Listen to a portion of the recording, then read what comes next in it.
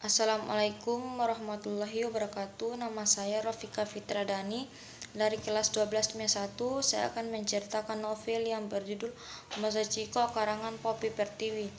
Moza-Chiko mengisahkan tentang Chiko Gadangga, anak lelaki paling keras kepala dan memiliki banyak masalah di sekolahnya SMA Raja Wali. SMA Raja Wali menjadi tempat yang mempertemukan Chiko dengan Moza Adisti, siswa yang culun, paling hiperaktif dan sangat ceria. Suatu hari ada kejadian yang membuat Moza ditolong oleh Chiko. Semenjak kejadian itu, Moza kemudian bertekad untuk membuat Chiko menyukainya. Pada suatu ketika, Moza menantang Chiko untuk menjadi pacarnya selama 1 bulan namanya. Tak disangka-sangka, Chiko pun menerima tantangan dari Moza. Masa pacaran dengan Chiko ternyata tak seindah yang dibayangkan Moza. Masa hubungan mereka menjadi masa yang mana menyadarkan Moza pada kenyataan yang selalu menguras air mata Moza. Chiko selalu berlaku dan menyampaikan kata-kata kasar kepada Moza, namun Moza tidak pantang menyerah dan terus berjuang untuk mendapatkan hati Chiko. Hingga kejadian besar kemudian menggoyangkan niat Moza itu. Chiko malah suka kepada Nenci yang merupakan adik tiri Moza. Hubungan Moza dengan Nenci tidak baik. Nenci sangat membenci Moza. Perjuangan keras Moza selama itu tidak pernah dihargai, apalagi dibalas oleh Chiko. Bukannya luluh, Chiko malah semakin muak dengan Moza. Waktu terus berlalu, Chiko kemudian mengenal Moza lebih jauh.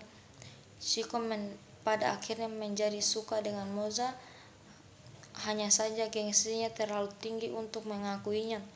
Di sisi lain, Chiko juga menganggap Moza adalah salah satu perempuan yang tidak mempunyai harga diri. Meskipun Chiko telah menyukai Moza, ia begitu egois dengan tidak mau mengakhiri hubungannya dengan Nenci. Hingga suatu saat Moza melihat kejadian yang sangat memuakkan baginya.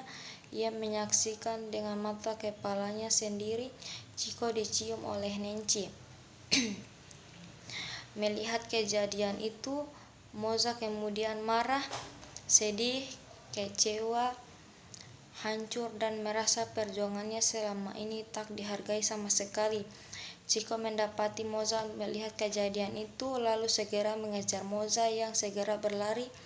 Chiko ingin menjelaskan tentang kejadian itu, namun Moza sudah merasa cukup muak dan tidak mau mendengar penjelasan apapun dari Chiko.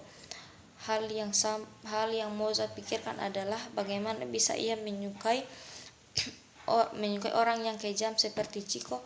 Sejak kejadian itu, Moza tidak masuk sekolah dan menghilang. Chiko tentunya mencari keberadaan Moza. Chiko diberitahu oleh tetangga Moza bahwa Moza pergi dengan mengendarai mobil. Chiko hampir gila karena memikirkan kondisi Moza yang sebenarnya tidak bisa mengendarai mobil. Setelah 3 hari Moza tidak masuk sekolah, ia akhirnya kembali. Moza kembali dengan penampilan yang berubah drastis. Moza yang biasanya tampil culun, kini tampil sangat modis dan cantik hingga ia menjadi pusat perhatian orang-orang yang berada di sekitarnya. Ternyata bukan hanya penampilan Moza saja yang berubah, tetapi sikapnya juga. Moza yang dahulu selalu hangat dan ceria, kini menjadi dingin dan keras. Bahkan ia mengabaikan Chiko seperti tidak pernah mengenal sosok itu. Moza kemudian sering membuat ulah di sekolah. Bahkan Moza juga sempat menjalin hubungan dengan ketua geng di sekolahnya, yang kebetulan juga merupakan musuh Chiko. Keadaan kemudian berbalik, kini Chiko yang mengejar Moza. Chiko juga kemudian menjalin hubungan, menyadari bagaimana rasanya jadi Moza, bagaimana rasanya sudah berjuang secara keras tetapi tidak dihargai dan tidak dibalas. Moza pada akhirnya telah lelah berpura-pura menjadi orang lain, maka itu Moza memutuskan untuk pergi saja. Chiko mengetahui kepergian Moza dan ia langsung mencarinya. Kebetulan saat itu juga sedang masa libur sekolah. Chiko kemudian mengetahui bahwa Moza berada di Yogyakarta yang tak lain merupakan kampung halaman Moza. Chiko menghabiskan beberapa hari di kampung halaman Moza untuk membujuknya agar Moza mau kembali ke Jakarta. Namun Moza bersikukuh tak ingin kembali. Moza juga mengatakan bahwa ia tidak ingin bertemu dengan Chiko lagi. Pada akhirnya Chiko menyerah dan kembali ke Jakarta. Tiba saatnya masuk sekolah lagi setelah libur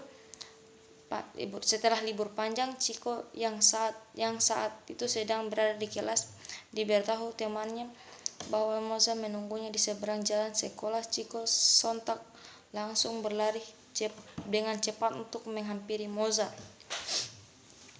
Moza juga langsung menghampiri Chiko ketika melihat sosoknya di seberang jalan. Namun tiba-tiba sebuah mobil menghantam tubuh Moza. Moza kemudian tak sadarkan diri selama beberapa hari. Sekian novel dari saya. Assalamualaikum warahmatullahi wabarakatuh.